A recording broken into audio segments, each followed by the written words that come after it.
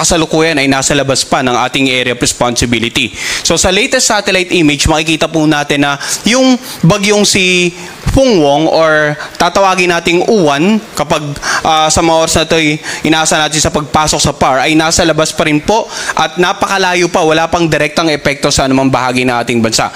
Now, simula ngayong gabi hanggang bukas, asahan pa rin natin generally mainit at malinsangan na magiging lagay ng panahon sa nakararaming bahagi ng ating bansa. Maliban na lamang sa ilang isolated rain showers or thunderstorms, lalong-lalo sa mga lalawigan sa silangang bahagi ng Luzon at ng Visayas. Samantala, ang bagyong si Uwan, international name na Pungwong, ay tinatayang nasa layong 1,175 kilometers ang layo silangan ng Eastern Visayas. So taglay ni Uwan ang lakas ng hangin na umabot hanggang 110 kilometers per hour malapit sa gitna nito at ang pagbugso ng hangin ay abot hanggang sa 135 kilometers per hour. Sa kasalukuyan, kumikilos po ito sa direksyong pakanluran sa bilis na 25 kilometers per hour. So gaya nga ng binanggit natin, wala pang direktang epekto sa anumang bahagi ng ating bansa ang severe tropical storm na si Uwan.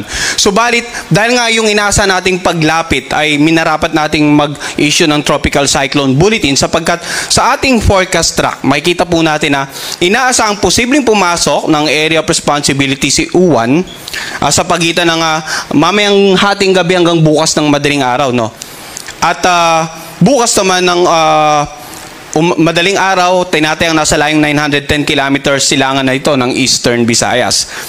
Bukas naman ng hapon, Sabado, inaasahan na itong nasa may bandang 650 kilometers east ng Katarman, Northern Samar. So ito po. At posibleng bukas ay maging ganap na typhoon category na po itong si Uwan. At makikita na naman natin sa susunod na 36 hours, iyon po ay linggo ng madaling araw, posibleng umabot na ito sa super typhoon category sa layong 305 kilometers silangan ng Birac, Catanduanes. Ngayon, gaya nga ng binanggit ko, malayo pa, nagbigay na tayo ng babala sapagkat pagdating ng 36 hours, posible na pong maramdaman ang epekto nito sa ilang bahagi ng Luzon at ng Visayas. At makikita nga natin sa darating na